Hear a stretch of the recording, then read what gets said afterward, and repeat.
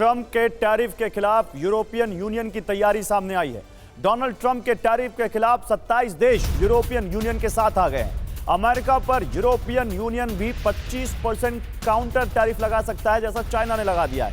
पहले बातचीत से हल की कोशिश है, यह कहा यूरोपियन यूनियन ने, और अगर बातचीत से हल नहीं निकला तो फिर वो अमेरिका पर 25% काउंटर टैरिफ लगा सकता है, यह यूरोपियन यूनियन ने कहा है।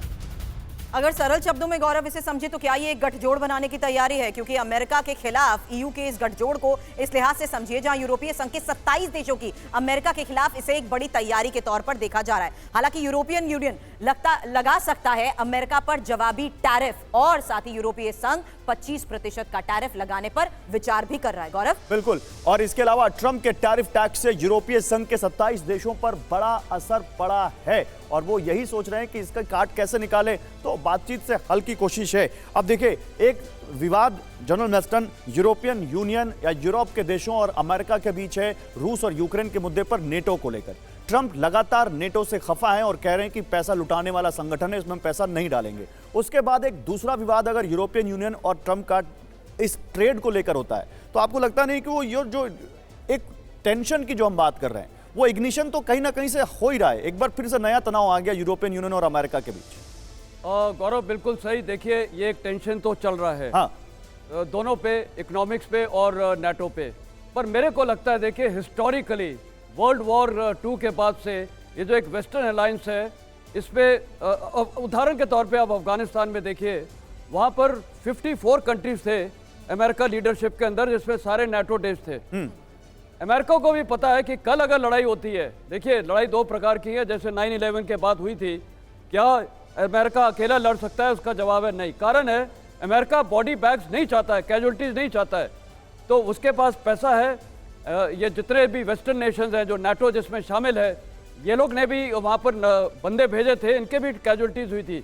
तो कहने का मतलब है ये नाटो रहेगा। और आप सेक्रेटरी स्टेट का मार्को का भी स्टेटमेंट देखिए, उन्होंने बोला था कि नाटो रहेगा। हमारी सिर्फ प्रॉब्लम है फंडिंग के बारे में, कि फंडिंग नाटो की यूरोपियन देशों को करनी चाहिए, तो वो मेरे को लगता है नाटो रहेगा। जहाँ तक ये ट्रेड वॉर चल रहा है, इसको भी आप देखिए नेगोशिएशन द्वारा हल हो जाएगा।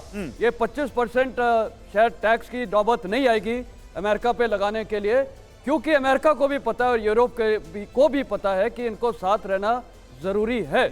और मेरे को लगता है यहाँ एक और चीज मैं बोलना चाहूंगा, भारत के लिए एक बहुत बड़ी चीज ये है कि आज हमारे देश में चाइना के खिलाफ एंटी डंपिंग लॉज आने चाहिए। चाइना का कोई प्रोडक्ट इंडिया में नहीं आना चाहिए।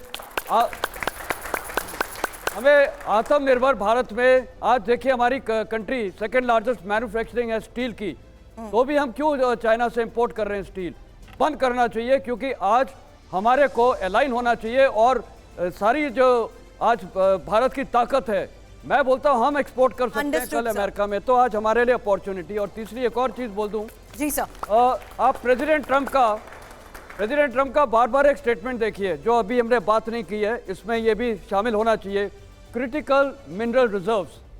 आज ग्रीनलैंड की बात हो रही है, यूक्रेन की बात हो रही है, चाइना के पास बहुत सारे क्रिटिकल मिनरल रिजर्व्स हैं। 7 ऐसे रिजर्व्स हैं उनके पास, मिनरल्स हैं, जो मेरे ख्याल विश्व में कहीं नहीं है। और उसमें भारत को और अमेरिका को मिलके कंट्रीज में जाके ड्रिलिंग करनी चाहिए रेयर अर्थ मिनरल्स के बारे में। और अफगानिस्तान एक वो जगह है जहां $4.1 ट्रिलियन वर्थ मिनरल रिजर्व्स हैं, और इसीलिए अमेरिका ने अभी टॉक्स कर रहे हैं। उन्होंने हकानी का बाउंटी निकाल दिया है।